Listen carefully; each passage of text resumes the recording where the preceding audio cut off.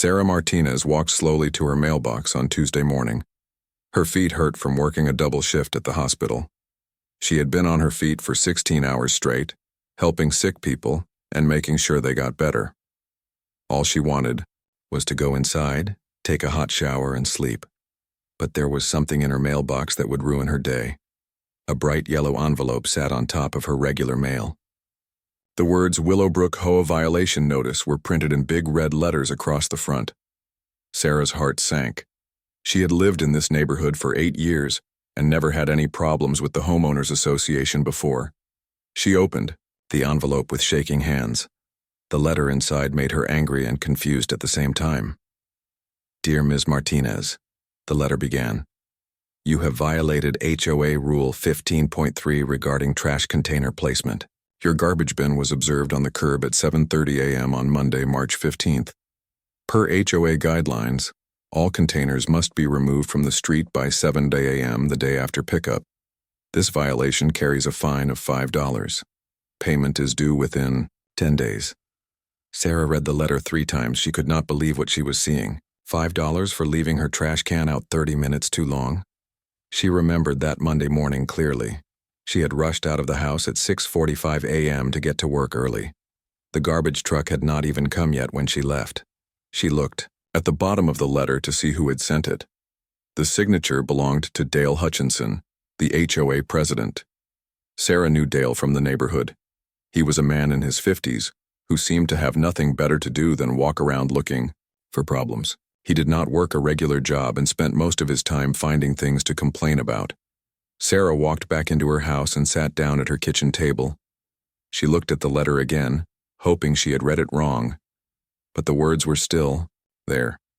$5 for a 30-minute mistake. She thought about calling Dale to explain what had happened. Maybe if she told him about her work schedule, he would understand. Sarah worked as a nurse at the county hospital. Sometimes she had to work extra shifts when other nurses called in sick. On that Monday, she had worked from 6 p.m. Sunday night until 10 a.m. Monday morning. She was so tired she could barely think straight, but she decided to try anyway. Sarah found Dale's phone number in the HOA directory and dialed it. "Hello, this is Dale Hutchinson," came the voice on the other end. "Hi, Mr. Hutchinson. This is Sarah Martinez from Maple Street. I got a violation notice today about my trash can, and I wanted to explain what happened." "Ms. Martinez, yes. I personally observed your violation on Monday morning. The rules are very clear about container placement." Sarah took a deep breath. "I understand the rules, but I had to leave for work early that morning. I work at the hospital and sometimes I have to work double shifts. I was so tired I forgot to bring the can in before I left." "That's not my problem," Dale said in a cold voice. "The rules apply to everyone equally. You should have thought about that before you left your container out." "But it was only 30 minutes, Sarah said. "The garbage truck hadn't even come, yet when I left for work." "The time doesn't matter. 7 a.m. means 7 a.m. If I start making exceptions for one person, then everyone will want special treatment." Sarah felt her face getting hot. "Mr. Hutchinson, I've lived here for 8 years. I've never had a single violation before. I'm asking you to please consider the circumstances." "The decision is final," Dale said. "The fine stands. You have 10 days to pay." "This is ridiculous," Sarah said. $5 for 30 minutes? "If you have a problem with the rules, you can attend the next HOA meeting and voice your concerns. But the fine will not be waived. Good day, Ms. Martinez." The line went dead. Sarah stared at the phone in disbelief. She had never met anyone so cold and unreasonable in her life. She looked around her small but tidy house. Sarah had worked hard to buy this place after her divorce 5 years ago. It was not much, but it was hers. She had painted every room herself and planted the small garden in the backyard. She loved living here, but now she was starting to wonder if it was worth the hassle. Sarah had heard other neighbors complaining about Dale and the HOA board. Mrs. Chen next door had gotten a fine for having the wrong color flowers in her front garden. The Johnsons down the street had been cited for parking their car in their own driveway the wrong way. Everyone seemed to have a story about Dale's nitpicking and power trips. But Sarah had always stayed out of neighborhood politics. She worked too much to worry about HOA meetings and community drama. Now she was starting to think that was a mistake. She picked up the violation notice again and read the fine print at the bottom. It said that unpaid fines would double after 30 days. It also mentioned something about enforcement actions for repeat violations. Sarah did not like the sound of that. $5 was not a lot of money, but it was the principle that bothered her. She worked hard for every dollar she earned. Some weeks she picked up extra shifts just to pay her bills and save a little money for her son's college fund. Marcus was in the army now, but she still wanted to help him when he got out. Sarah thought about fighting the fine, but she was exhausted. Working as a nurse was demanding enough without having to deal with petty neighborhood politics. She had patients who depended on her, and she could not afford to take time off work for HOA meetings. In the end, she decided to pay the $5 and try to be more careful about the trash can in the future. She wrote out a check and put it in an envelope. As she sealed it, she hoped this would be the end of her problems with Dale Hutchinson, but deep down she had a feeling this was just the beginning. 3 weeks had passed since Sarah paid the $5 fine. She thought the whole mess with Dale Hutchinson was behind her. She had been extra careful about bringing in her trash can on time, even setting an alarm on her phone to remind herself. But on this Thursday morning, there was another yellow envelope in her mailbox. Sarah's stomach dropped when she saw it. Her hands shook as she opened the envelope, hoping it was some kind of mistake. But the letter inside was even worse than the first one. Dear Ms. Martinez, it read, "You have accumulated multiple violations over the past month. These include improper vehicle placement in driveway on March 20th, March 25th, and March 30th. Total fine, $25. Payment is due within 10 days. Sarah stared at the letter in confusion. Improper vehicle placement? She parked her car in her own driveway every day, the same way she had for 8 years. What could possibly be wrong with that? She walked to her driveway and looked at her car. It was a 10-year-old Honda Civic that she had bought used. The car was clean and ran well, even though it was not fancy. She parked it in the same spot every day close to her front door. Sarah could not figure out what was wrong. She decided she needed to talk to someone about this. Her neighbor, Mrs. Chen, was working in her garden next door. Maybe she would know what was going on. "Good morning, Mrs. Chen," Sarah called out. The older woman looked up from her flowers and waved. "Oh, hello, Sarah. You look worried.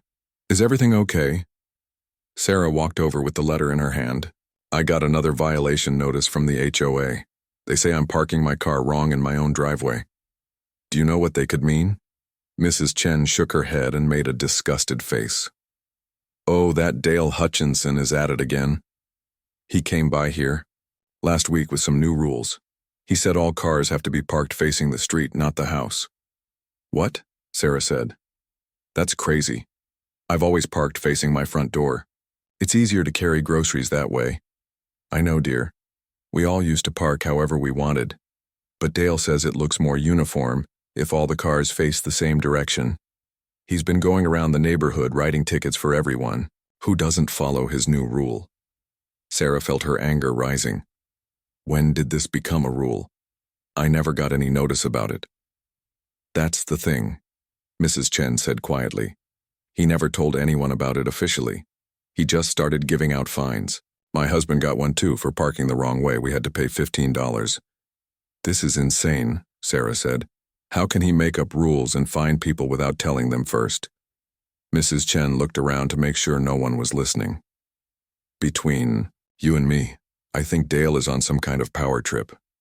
Ever since his wife left him last year, he's been acting stranger and stranger. It's like he wants to control everything in the neighborhood." Sarah thanked Mrs. Chen and walked back to her house. She was angrier now than she had been about the trash can fine. At least with the trash can, there was an actual rule that she had broken, even if it was by accident. But this car parking thing was just Dale making up rules as he went along. She decided she had to do something about it. Sarah looked up the date and time of the next HOA meeting. It was scheduled for the following Tuesday at 7 p.m. in the community center. Sarah had never been to an HOA meeting before. She usually worked late or was too tired to attend. But this time was different. She was going to stand up for herself and demand answers. Tuesday evening came quickly. Sarah drove to the community center, which was a small building near the entrance of their neighborhood. She was nervous, but determined. As she walked into the meeting room, she saw about 20 other neighbors sitting in folding chairs. Dale Hutchinson stood at the front of the room behind a small podium. He was a tall man with gray hair and a permanent frown on his face. Next to him sat 3 other people who Sarah recognized as the other board members. But there was something else that caught Sarah's attention. Standing against the back wall were 3 men in dark uniforms. They looked like security guards or police officers, but something about them seemed off. Their uniforms were not quite right, and they had serious expressions on their faces. Dale called the meeting to order and began reading from a long list of neighborhood business. Most of it was boring stuff about budgets and maintenance schedules, but then he got to the part that Sarah was waiting for. As you all know, Dale said, we've been having ongoing issues with rule compliance in our community. Too many residents seem to think the rules don't apply to them. That's why the board has decided to take a new approach to enforcement. He gestured toward the men in uniforms. I'd like to introduce you to HOA Security Services. This is a professional security company that will be helping us ensure that all residents follow community guidelines. Sarah felt a chill run down her spine. She raised her hand. Yes? Dale said, looking annoyed. I have a question about the car parking rule, Sarah said, standing up. I got a violation notice, but I was never told about any new rule requiring cars to face a certain direction. Dale's frown deepened. All residents are expected to stay informed about community standards. Ignorance of the rules is not an excuse. But how are we supposed to know about rules that were never officially announced? Sarah asked. The rules are available for review at any time, Dale said dismissively. Next question. But Sarah was not done. I also want to know about these security guards. What authority do they have? Are they real police officers? One of the men in uniform stepped forward. He was a big man with a shaved head and cold eyes. Ma'am, we are licensed security professionals. We have full authority to enforce HOA regulations and issue citations. What does that mean exactly? Sarah asked. Dale cut in before the security guard could answer. It means that HOA Security Services will be conducting regular patrols of the neighborhood. They will document violations and ensure compliance with all community rules. They also have the authority to perform safety inspections of properties when necessary. Sarah's heart started beating faster. Safety inspections? What kind of safety inspections? The kind that ensure all residents are following the rules, Dale said with a cold smile. These gentlemen have extensive training in community enforcement. I suggest everyone familiarize themselves with the rules to avoid any unpleasant encounters. The way he said, unpleasant encounters, made Sarah's skin crawl. She looked around the room and saw that other neighbors looked just as uncomfortable as she felt. An older man near the front raised his hand. Dale, I've lived here for 15 years. We've never needed security guards before. Why now? Because voluntary compliance has failed, Dale said. Too many people think they can do whatever they want without consequences. That changes now. Sarah sat back down, her mind racing. This was much worse than she had thought. Dale was not just being a petty rule enforcer anymore. He was bringing in armed security guards to intimidate the neighbors. The men in uniforms looked more like thugs than professional security officers. After the meeting ended, Sarah walked to her car with several other neighbors. Everyone was talking quietly about what they had just heard. This is getting out of hand, said Mr. Johnson from down the street. Those guys didn't look like real security guards to me. I agree, said Mrs. Patterson from the corner house. Something about this whole thing feels wrong. As Sarah drove home, she realized that her problems with the HOA were just beginning. Dale had essentially declared war on the residents, and he had hired muscle to back him up. She thought about her son Marcus, who was stationed overseas with the army. She wished he was here to help her figure out what to do, but Marcus was thousands of miles away, and Sarah was on her own. She just hoped that paying her fines and keeping her head down would be enough to stay out of trouble. She had no idea how wrong she was. Over the next month, Sarah's life became a nightmare. It seemed like every few days there was another yellow envelope in her mailbox. Each one brought a new violation and a new fine for something she had never thought was wrong. First, it was her garden gnome. Sarah had bought the small ceramic gnome 3 years ago at a yard sale. It was cute and cheerful, sitting among her flowers in the front yard. But according to Dale's new interpretation of the rules, decorative items in front yards had to be tasteful and appropriate. The gnome was neither, apparently. That cost her $10. Then it was her mailbox. Sarah had painted it blue to match her front door 5 years ago. She thought it looked nice and welcoming. But the HOA now required all mailboxes to be either black or white. No other colors were allowed. Another $15 fine. The doormat was next. Sarah had a simple mat that said, "Welcome" on it. She had bought it at the grocery store because she wanted visitors to feel comfortable coming to her house. But Dale's security team measured it and declared it oversized by 2 inches. The fine for that was $20. Each violation notice came with the same threat: pay within 10 days or face additional penalties. And each time Sarah paid, even though the fines were adding up. She was afraid of what would happen if she did not pay. The worst part was that the violations seemed to be getting more ridiculous every week. Dale's security guards were walking through the neighborhood every day, looking for new things to complain about. They carried clipboards and measuring tapes, documenting every tiny detail that did not meet their standards. Sarah watched them from her window sometimes. The 3 men did not look like professional security guards. They looked more like bullies who enjoyed having power over people. The leader was the big man with the shaved head who had spoken at the HOA meeting. His name was Tony, and he seemed to take pleasure in writing violation notices. Sarah heard from her neighbors that other people were having the same problems. Mrs. Chen got fined for having pink flowers instead of white ones in her garden. The Johnsons were cited for having a basketball hoop that was 6 inches too close to the street. Even old Mr. Williams, who was in his 80s, got a fine for having rust spots on his garage door. Everyone was scared and angry, but no one knew what to do. Dale had stacked the HOA board with his friends, so complaining at meetings did not help. The security guards made it clear that they were not interested in hearing explanations or excuses. They just wrote tickets and walked away. Sarah was especially worried because her fines were adding up faster than the others. It seemed like she was being targeted. Every week, Tony and his men found something new wrong with her property. When she fixed one thing, they found another problem. After 6 weeks of constant violations, Sarah owed the HOA over $200 in fines. That was a lot of money for her. As a nurse, she made decent pay, but she also had a mortgage, car payments, and other bills. The extra money she usually saved for emergencies was going to pay Dale's ridiculous fines. Sarah decided she had to take a stand. She could not keep paying forever, and the violations were getting more absurd every week.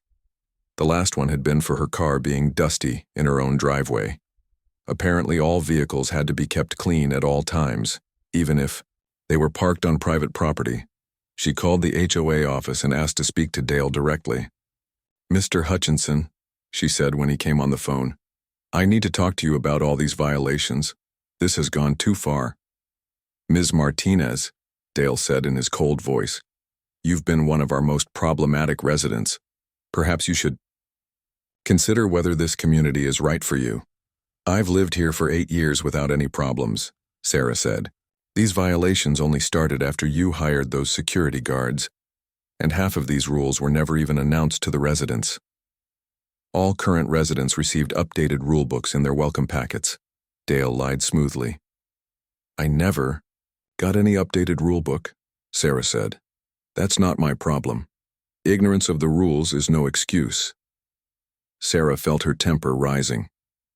"Mr. Hutchinson, I work at the hospital saving people's lives. I don't have time to memorize every tiny rule you make up. Can't we work something out? Maybe a payment plan?" There was a long pause. Then Dale spoke in a voice that made Sarah's blood run cold.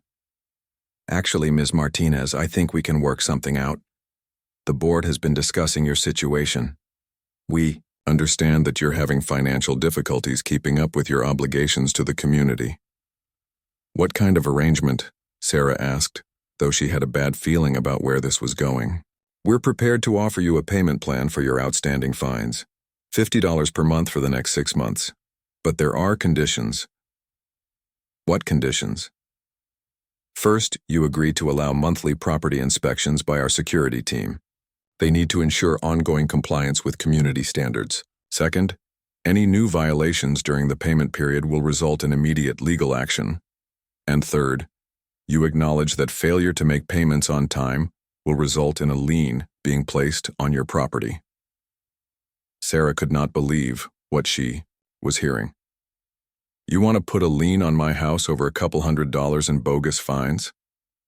These are legitimate community violations, Ms. Martinez. The HOA has full legal authority to enforce its rules through property liens if necessary. This is extortion, Sarah said. This is community governance, Dale replied. You have 24 hours to decide. Either accept the payment plan or face immediate legal action for the full amount plus penalties. Dale hung up before Sarah could respond. She sat in her kitchen staring at the phone, trying to process what had just happened. Dale was essentially threatening to take her house if she did not submit to his authority. Sarah thought about calling a lawyer, but she knew that would cost money she did not have. Legal battles took months or years, and she could not afford to miss work to fight in court. She also knew that HOAs often had more legal resources than individual homeowners. She spent the whole night thinking about her options. None of them were good. If she agreed to Dale's payment plan, she would be giving him permission to invade her home every month. His security guards could come into her house and look for new things to fine her for. It would never end. But if she refused, he would take legal action. Even if she won in court eventually, the legal fees would probably cost more than the fines, and she might lose her house in the process. The next morning, Sarah called Dale back. I'll accept the payment plan, she said quietly. Excellent, Dale said. She could hear the satisfaction in his voice. The paperwork will be delivered this afternoon. Your first payment is due in 30 days, and your first inspection is scheduled for next week. After she hung up, Sarah sat at her kitchen table and cried. She felt trapped and helpless. Dale had found a way to control her completely, and there was nothing she could do about it. She thought about her son Marcus, who was somewhere overseas serving his country. She had not told him about any of this because she did not want him to worry while he was in a dangerous place. But she wished desperately that he was here to help her. Sarah had no way of knowing that Marcus was actually coming home soon.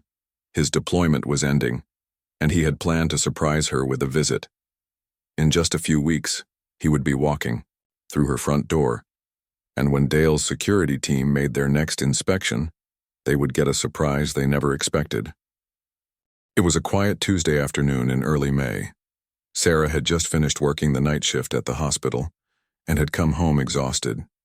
She had been on her feet for 12 hours straight, dealing with a busy emergency room and several difficult patients. All she wanted was to take a quick shower and get some sleep before her next shift. Sarah did not know that her son Marcus had arrived home from his deployment overseas. He had wanted to surprise her, so he had not called ahead. Marcus had used his spare key to let himself into the house while she was at work. He was sleeping in the guest room, recovering from his own exhaustion after the long flight home. Marcus was a different man than the one who had left for the army 3 years ago. He had grown stronger and more serious during his time overseas.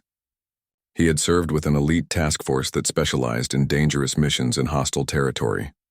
The work had taught him to be constantly alert and to react quickly to threats. Even in his sleep, Marcus kept his military instincts sharp. Any unusual sound or movement would wake him instantly. That was why, when he heard footsteps in the hallway, outside his room, his eyes snapped open immediately. Marcus lay still and listened carefully. The footsteps were heavy and deliberate, like someone trying to be quiet but not succeeding. There were at least 2 people, maybe 3. They were moving slowly through the house as if they were searching for something. Marcus knew his mother was home because he had seen her car in the driveway when he arrived. But these footsteps did not sound like Sarah's light, tired steps. These sounded like men's boots. Marcus slipped quietly out of bed and moved to the door. He was wearing only a t-shirt and shorts, but years of training had taught him to be ready for action at any moment. He pressed his ear to the door and listened. "Check the living room first," he heard a man's voice say. "Document everything that looks like a violation." "What about the bedroom areas?" another voice asked. Dale said, "We have permission to inspect. The whole house. This lady has been nothing but trouble. Let's find something good to nail her with." Marcus felt his anger rising. These men were in his mother's house without permission, talking about causing her problems. He did not know who they were or what kind of authority they thought they had, but he knew they did not belong here. Marcus opened the door slowly and quietly. The guest room was at the end of a hallway that led to the main part of the house. He could see 3 men in dark uniforms standing in the living room. They had clipboards and were writing things down as they looked around. One of them was a big man with a shaved head who seemed to be in charge. The other 2 were smaller but looked just as unfriendly. They were examining Sarah's furniture and decorations like they were looking for evidence of crimes. Marcus studied the situation carefully. The men were not armed with guns, but they had radios and what looked like handcuffs on their belts. Their uniforms said security, but did not look official. Something about the whole situation felt wrong. Marcus had dealt with many dangerous situations during his military service. He had learned to stay calm under pressure and to think before acting. Right now, he needed to figure out who these men were and what they wanted before he made a move. He pulled out his cell phone and quietly called 911. 911. "What's your emergency?" the operator asked. "This is Marcus Martinez," he whispered. "There are 3 men in my mother's house who do not belong here. They claim to be security guards, but I think they're breaking and entering. I need police at 1247 Maple Street in the Willowbrook neighborhood. Are you in immediate danger, sir?" "I'm not sure yet. I'm going to confront them now. Please send officers immediately." Marcus hung up the phone and moved toward the living room. He had decided to handle this the way he would handle any hostile situation. Stay calm, assess the threat, and take control. Marcus walked into the living room and spoke in a clear, firm voice. "Gentlemen, I need you to explain what you're doing in this house." The 3 men spun around in surprise.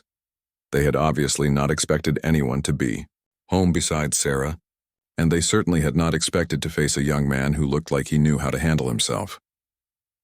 The big man with the shaved head stepped forward. "Who are you? This is an official HOA inspection." "I'm the homeowner's son," Marcus said calmly, "and I need to see some identification and paperwork authorizing you to be here." "We don't need to show you anything, kid," the big man said with a sneer. "We have full authority to inspect this property. Your mother signed an agreement allowing these inspections." Marcus had been trained to read people quickly, and everything about these men screamed trouble. Their body language was aggressive and intimidating. Their uniforms were cheap and unofficial looking, and they were acting like they owned the place instead of like professional security officers. "What's your name?" Marcus asked the big man. "Tony Castellano. I'm the head of HOA Security Services. Now get out of our way so we can finish our job. Mr. Castellano, I'm going to need you and your men to leave this house immediately." Tony laughed and looked at his 2 companions. "Did you hear that? The kid wants us to leave." "I'm not a kid," Marcus said quietly. "I'm a United States Army veteran, and this is my family's home. You have 30 seconds to produce proper authorization or leave the premises." Something in Marcus's voice made the 3 men pause. There was no fear in it, no uncertainty. It was the voice of someone who had faced much more dangerous situations than this and come out on top. "Look, soldier boy," Tony said, trying to sound tough. "We have every right to be here. The HOA rules clearly state that we can conduct inspections with proper notice." "Did you give proper notice?" Marcus asked. "We don't need to give notice for compliance inspections." "One of the other men," said Marcus, smiled coldly. "Actually, you do. Even HOA agreements require reasonable notice for inspections unless there's an emergency, and this clearly isn't an emergency." The truth was that Marcus did not know much about HOA rules, but he knew a lot about authority and legal procedures from his military training. These men were making it up as they went along, and he could tell they were not used to being challenged. Furthermore, Marcus continued, I don't see any official identification, any court orders, or any proper paperwork. What I see are 3 men in cheap uniforms who broke into my mother's house while she was sleeping. We didn't break in, Tony said, but his voice was less confident now. We have keys. Having keys doesn't give you the right to enter without permission, Marcus said. That's called breaking and entering, and it's a felony. Marcus could hear sirens in the distance. The police were on their way. He just needed to keep these men here until they arrived. Here's what's going to happen, Marcus said in his command voice. You're going to put down those clipboards, sit down on that couch, and wait for the police to arrive. Then we're going to sort out exactly what authority you think you have. Tony's face turned red with anger. You can't tell us what to do, you little punk. But Marcus was no longer the scared teenager who had left for the army 3 years ago. He was a trained soldier who had faced down armed enemies in hostile territory. 3 fake security guards in his mother's living room did not intimidate him at all. Actually, Marcus said with a calm smile, I can. The sirens were getting louder, but Tony Castellano was not backing down. His face was red with anger, and he stepped closer to Marcus in what was clearly meant to be an intimidating move. Listen here, soldier boy, Tony said, pointing his finger at Marcus's chest. You don't know who you're messing with. I've got connections in this town. I can make life very difficult for you and your mommy. Marcus looked down at the finger pointed at his chest, then back up at Tony's face. In his 3 years of military service, he had faced armed insurgents, explosive devices, and life-or-death situations that would terrify most people. A middle-aged bully in a fake security uniform was not going to intimidate him. Sir, Marcus said in the same calm voice he had used to address hostile civilians overseas, I'm going to ask you one more time to remove your finger from my personal space and take a seat. Tony laughed and pushed his finger harder against Marcus's chest. Or what, tough guy, you gonna call your mommy? That was Tony's first mistake. Marcus had been trained in close-quarters combat by some of the best instructors in the military. In one smooth motion, he grabbed Tony's wrist, twisted it sharply, and applied pressure to a nerve point that dropped the bigger man to his knees. Ah! Tony screamed, Let go of me! When you calm down and agree to sit quietly until the police arrive, Marcus said. The move looked violent, but Marcus was actually being very careful not to cause permanent damage. He had been trained to subdue people without seriously hurting them. The other 2 men started to move forward to help their boss, but Marcus fixed them with a stare that stopped them in their tracks. Gentlemen, I strongly suggest you stay where you are, Marcus said. Your friend here is not seriously injured, but he will be in considerable pain until he decides to cooperate. One of the men reached for his radio. I'm calling for backup, he said. Go ahead, Marcus replied. But I should warn you that the police are already on their way, and when they get here, they're going to want to know why you're in someone's house without permission. Just then, Sarah appeared in the hallway. She had been woken up by the shouting and had come to see what was happening. When she saw Marcus holding Tony on the ground while the other 2 men stood nearby looking confused and angry, she gasped. Marcus, what are you doing here? What's going on? Hi, Mom, Marcus said without taking his eyes off Tony. Surprise, I'm home from deployment. These gentlemen were in our house conducting what they claim is an authorized inspection. I'm waiting for them to show me the proper paperwork. Sarah looked at the 3 men in uniform and realized who they were. These were Dale's security guards, the ones who had been terrorizing the neighborhood for months. They're from the HOA, Sarah explained to Marcus. I had to sign an agreement allowing monthly inspections as part of a payment plan for violations. Marcus felt his anger spike, but he kept his voice level. Mom, did you give them permission to enter the house today? No, Sarah said. I was sleeping. I didn't even know they were here. Did they knock on the door or announce themselves before entering? I don't think so. I would have heard them. Marcus applied a little more pressure to Tony's wrist. Mr. Castellano, it sounds like you entered this house without permission from the current occupant. That's breaking and entering, regardless of any agreement you think you have. The agreement gives us full access, Tony gasped through the pain.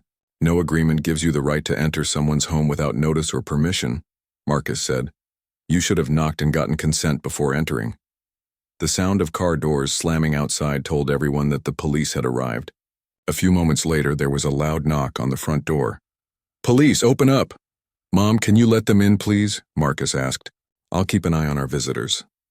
Sarah hurried to the front door and opened it. Two police officers entered, a man and a woman, both looking alert and professional. "Good afternoon, ma'am," the male officer said. "We got a call about a possible break-in at this address." "That's my son over there," Sarah said, pointing to Marcus. "He called you. These men were in our house when he woke up." The officers looked at the scene in the living room. Marcus was still holding Tony in a control hold while the other two men stood nearby. Everyone was calm, but the tension in the air was obvious. "Sir, I'm Officer Rodriguez," the male policeman said to Marcus. "Can you release that man and explain what happened here?" Marcus let go of Tony's wrist and stepped back. Tony got to his feet, rubbing his wrist and glaring at Marcus with pure hatred. "These three men entered my mother's house without permission while she was sleeping," Marcus explained. "They claimed to be HOA security guards conducting an inspection, but they never knocked or announced themselves. When I confronted them, they became hostile and threatened my family." "That's not true," Tony shouted. "We have full legal authority to be here. This punk assaulted me." Officer Rodriguez held up his hand for silence. "Everyone calm down. Let's see some identification from all of you." Marcus handed over his military ID. The officers examined it carefully and noted his rank and service record. Sarah provided her driver's license showing this was her home.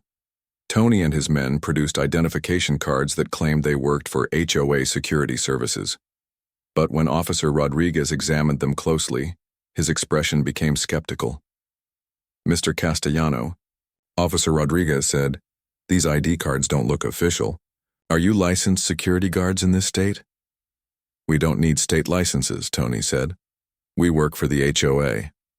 "Actually, you do need licenses to work as security guards," the female officer, Officer Martinez, said. "And you need proper authorization to enter people's homes." "We have authorization," one of Tony's men said. "The homeowner signed an agreement." "Ma'am," Officer Rodriguez said to Sarah, "did you give these men permission to enter your house today?" "No," Sarah said firmly. "I was asleep. I didn't even know they were here until my son woke me up." Officer Martinez was taking notes. "Even if there's some kind of inspection agreement, they still need to give proper notice and get permission before entering. You can't just walk into someone's house with a key." Tony was getting more agitated. "This is ridiculous. We have full legal authority from the HOA board. Dale Hutchinson personally authorized this inspection." "Who is Dale Hutchinson?" Officer Rodriguez asked. "He's the HOA president," Sarah explained. "He's been harassing residents with constant violations and fines. These men have been walking around the neighborhood intimidating people for months." Marcus stepped forward. "Officers, I'd like to press charges for breaking and entering. These men entered my family's home without permission and refused to leave when asked." Officer Martinez nodded. "We'll need to investigate this further. Mr. Castellano, you and your men are going to need to come with us to the station for questioning." "This is harassment," Tony shouted. "You can't arrest us for doing our jobs." "Your job doesn't include breaking into people's houses," Officer Rodriguez said firmly. "Turn around and put your hands behind your back." As the police handcuffed Tony and his men, Marcus felt a sense of satisfaction. These bullies had been terrorizing his mother and the other neighbors for months. Now they were finally facing consequences for their actions. But Marcus knew this was just the beginning. Someone named Dale Hutchinson had sent these men into his mother's house, and Marcus intended to have a serious conversation with him very soon. The war between the HOA and the residents was about to escalate in a way that Dale Hutchinson never expected. After the police took Tony and his men away, Marcus sat down with his mother at the kitchen table. Sarah made coffee with shaking hands, still trying to process everything that had happened. She could not believe her son was home, and she could not believe what he had just done to protect her. "Marcus, honey, I'm so glad you're home," Sarah said, hugging him tightly. "But I'm worried about what's going to happen now. Dale Hutchinson is not going to be happy about this." Marcus looked at his mother carefully. She looked older and more tired than when he had left for deployment. There were worry lines around her eyes that had not been there before, and she seemed stressed and afraid. "Mom, tell me everything," Marcus said. "Start from the beginning and don't leave anything out." Sarah told him the whole story. She explained about the trash can fine that started it all, the ridiculous violations that followed, and the intimidation tactics that Dale and his security team had been using. She showed Marcus all the violation notices she had received and explained about the payment plan she had been forced to accept.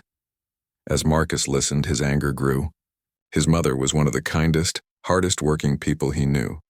She spent her days taking care of sick people at the hospital, and she had raised him by herself after his father left. The idea that someone was bullying and extorting her made his blood boil. "This Dale guy sounds like a real piece of work," Marcus said. "And those security guards weren't real cops at all. They were just thugs pretending to have authority." "I know," Sarah said. "But what can we do? Dale has all the power in the HOA, and he's made it clear that he can make life miserable for anyone who crosses him." Marcus smiled grimly. "Mom, I've spent the last 3 years dealing with people who abuse power. There are ways to handle bullies, and I've learned most of them." Just then, there was a knock at the front door. Sarah looked nervous, but Marcus stood up calmly. "I'll get it," he said. Marcus opened the door to find Officer Rodriguez standing on the porch with another man in a suit. "Good afternoon, Marcus," Officer Rodriguez said. "This is Detective Williams. He'd like to ask you and your mother some questions about what happened today." "Of course," Marcus said. "Please come in." Detective Williams was a middle-aged man with gray hair and a professional manner. He sat down at the kitchen table with Marcus and Sarah and pulled out a notebook. "Folks, we've been investigating this HOA security services company, and what we've found is very interesting," Detective Williams said. "It turns out that Tony Castellano and his men don't have any kind of security license. They're not bonded, they're not insured, and they have no legal authority to enforce anything." "What does that mean?" Sarah asked. "It means they're basically criminals pretending to be security guards," the detective explained. "We've also discovered that they've been entering homes throughout your neighborhood without proper authorization. Several other residents have come forward with similar complaints." Marcus leaned forward. "What about this Dale Hutchinson character? Is he involved in this?" Detective Williams nodded. "Mr. Hutchinson appears to be the one who hired these men and gave them keys to enter homes. We're going to be talking to him very soon. But first, we need to understand exactly what kind of agreements residents signed and whether they were obtained under duress." Sarah pulled out the payment plan agreement that Dale had forced her to sign. Detective Williams read it carefully, shaking his head. "This is completely illegal," he said. "No HOA has the right to enter homes without proper notice and consent, and the terms of this agreement are essentially extortion.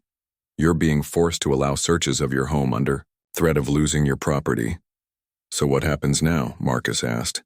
"Well, Mr. Castellano and his men are being charged with breaking and entering unlawful entry and operating without proper licenses. Depending on what we find in our investigation, there may be additional charges related to fraud and extortion." Detective Williams looked at Sarah. "Ma'am, I strongly recommend that you don't make any more payments under this agreement. It's not legally binding, and you're not obligated to honor it." "But what if Dale tries to put a lien on my house?" Sarah asked. "He can try, but it won't hold up in court. We're going to be investigating the entire HOA operation. I suspect we'll find that many of their actions have been illegal." After the detective left, Marcus and Sarah sat quietly for a while. Finally, Marcus spoke.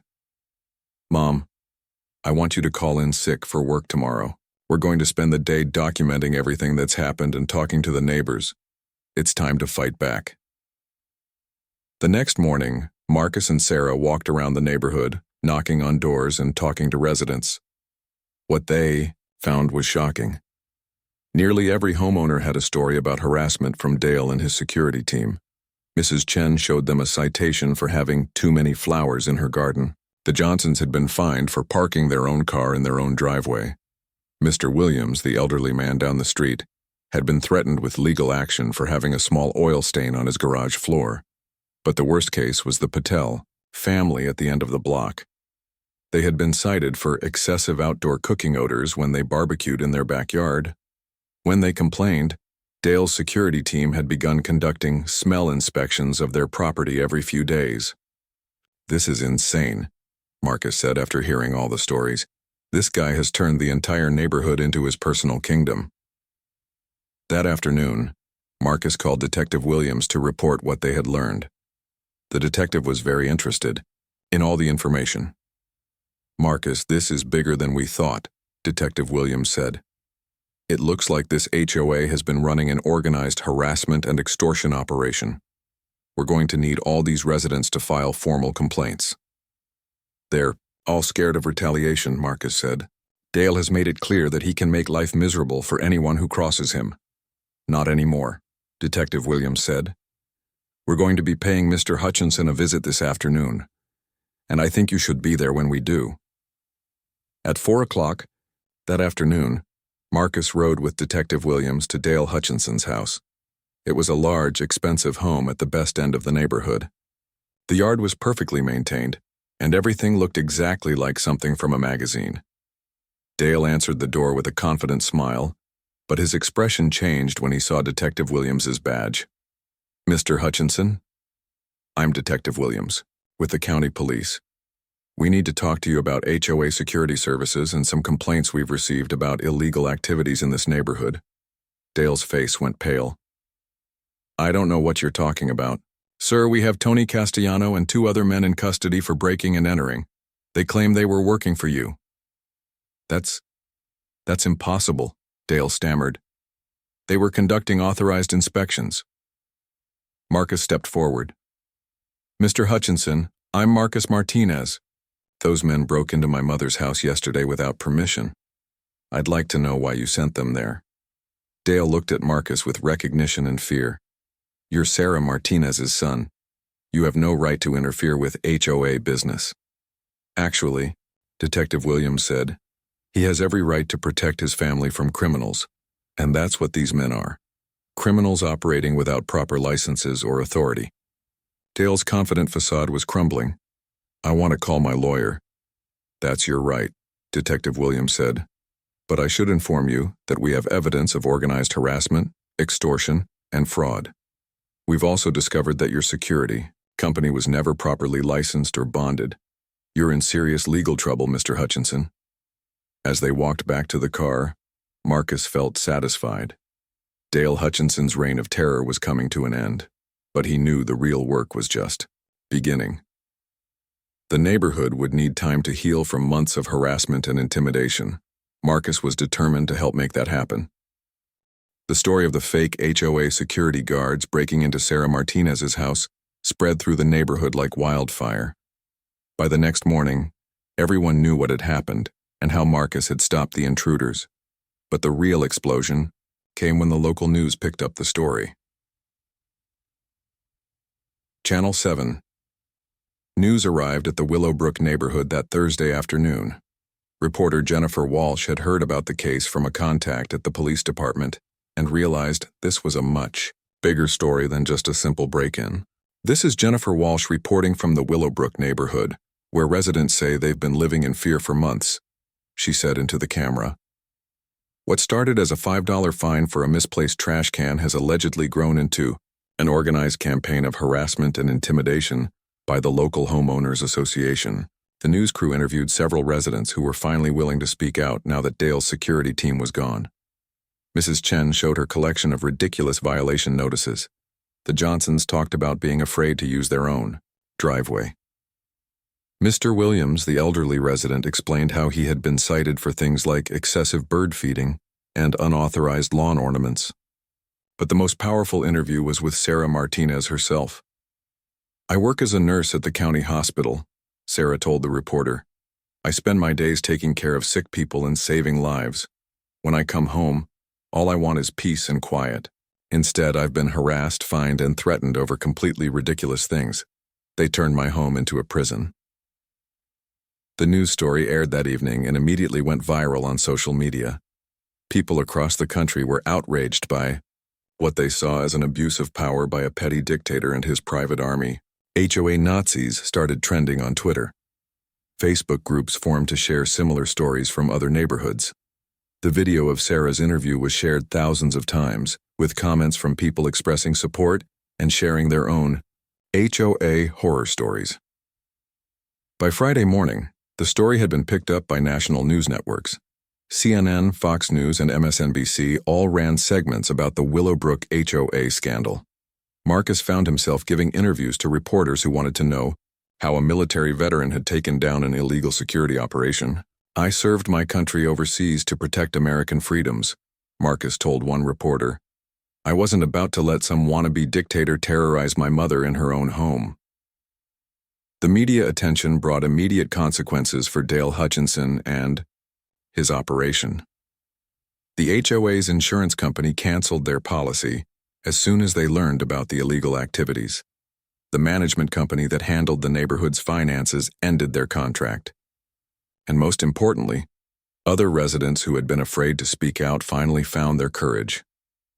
By the weekend, a group of neighbors had organized an emergency HOA meeting to remove Dale from power.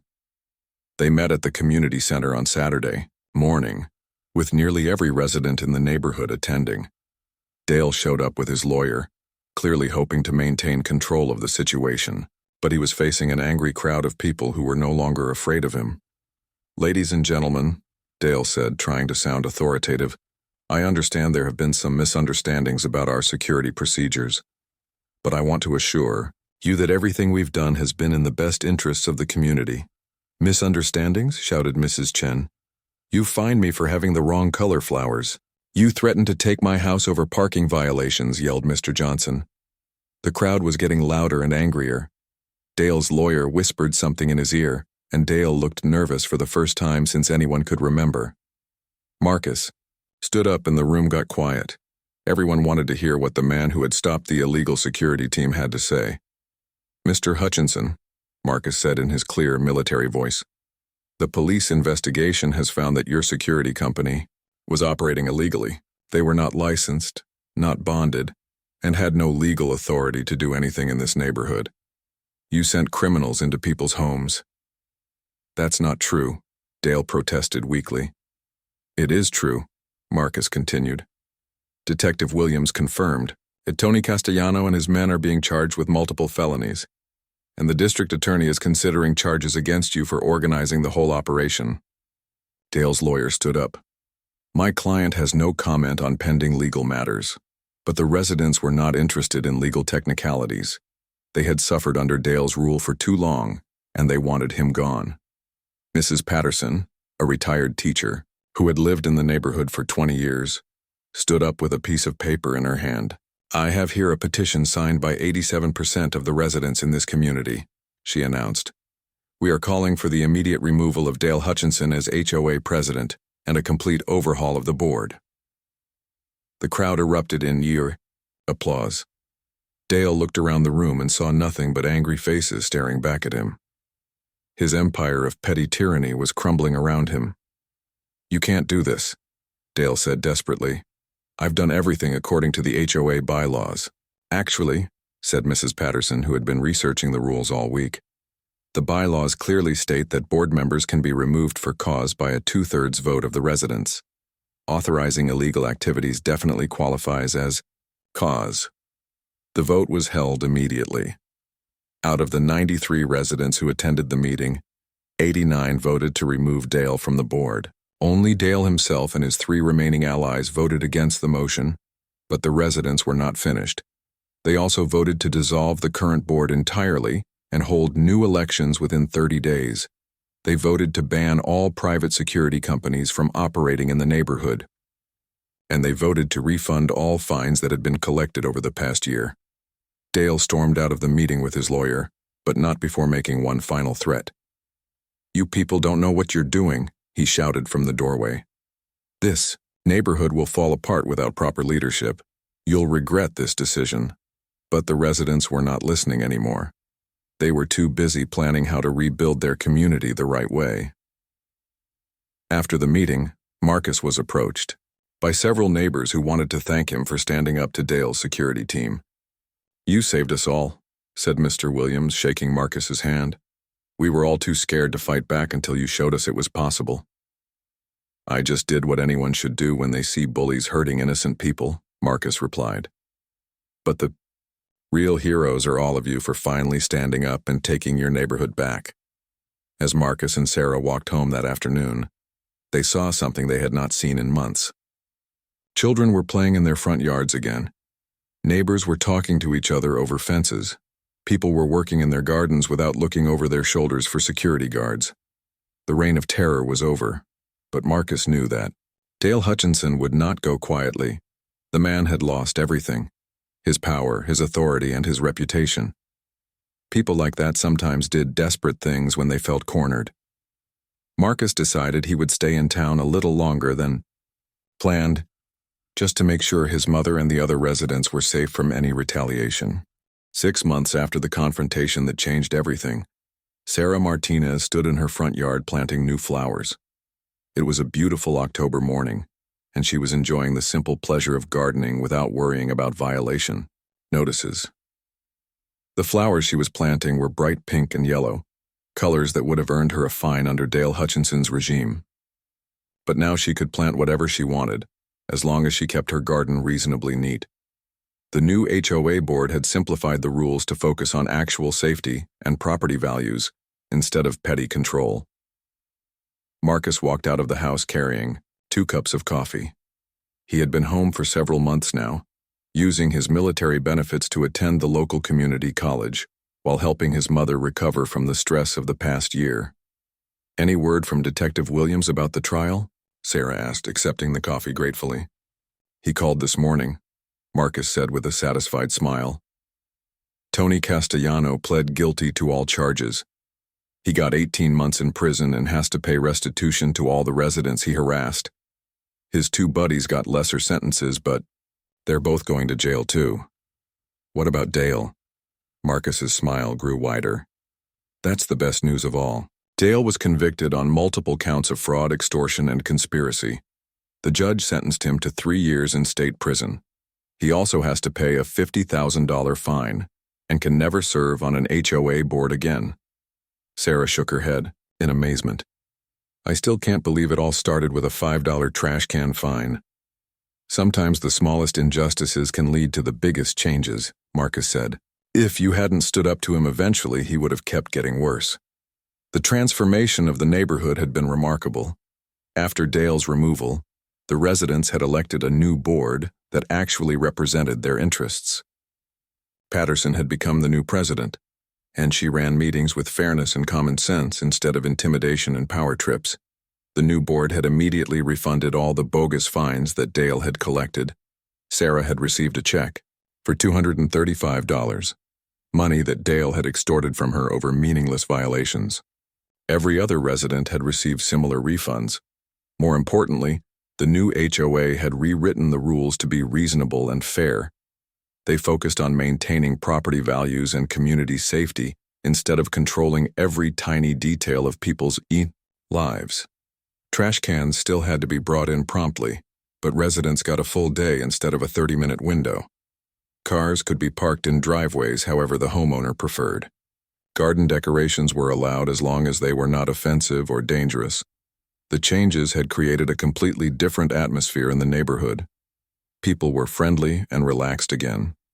Children played outside without their parents, worrying about noise violations.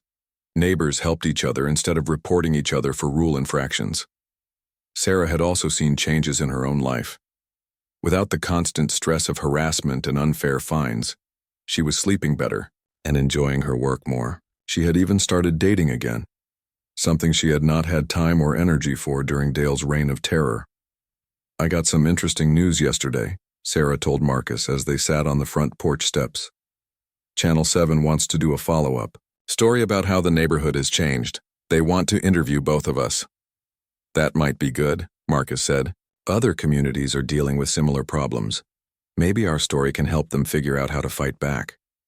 The media attention from the original story had led to an unexpected consequence.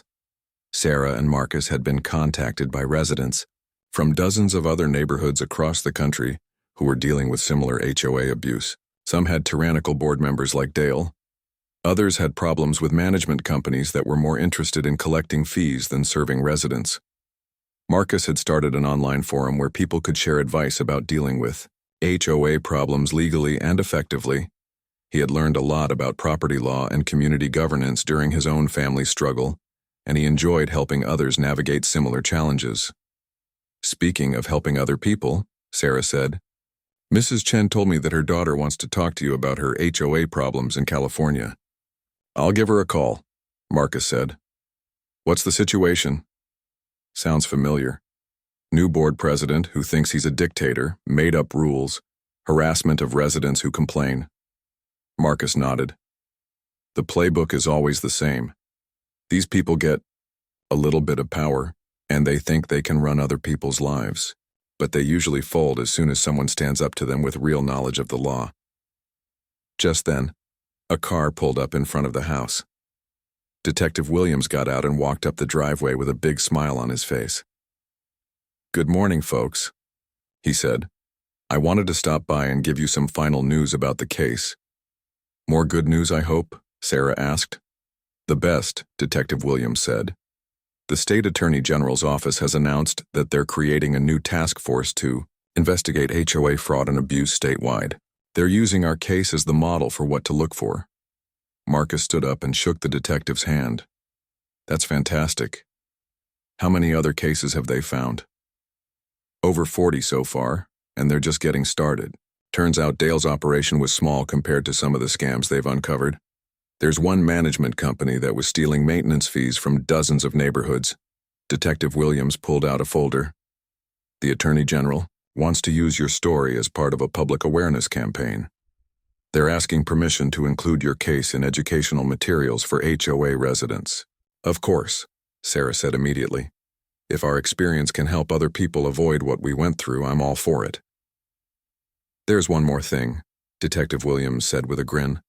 The state legislature is considering new laws to regulate HOA operations more strictly. They want to require licensing for HOA management companies and create an oversight board for resident complaints. As Detective Williams drove away, Marcus and Sarah sat quietly for a moment, thinking about how much their lives had changed. You know what the best part is? Sarah said finally. What's that, Mom?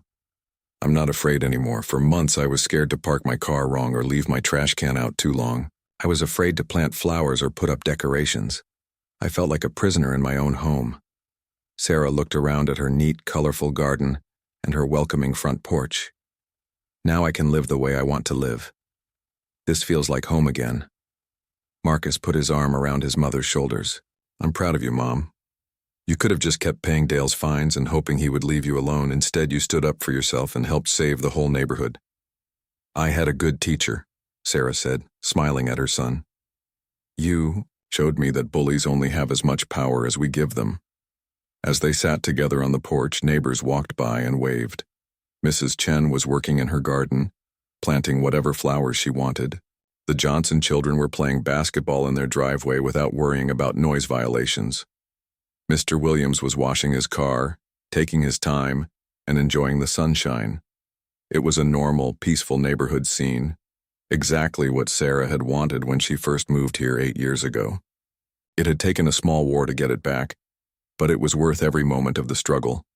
The $5 trash can fine that started it all had cost Dale Hutchinson his freedom, his reputation, and his future. For Sarah and her neighbors, it had been the price of learning that ordinary people could fight back against tyranny and win. Sometimes the most important battles begin with the smallest injustices. And sometimes, all it takes is one person willing to say no to change everything.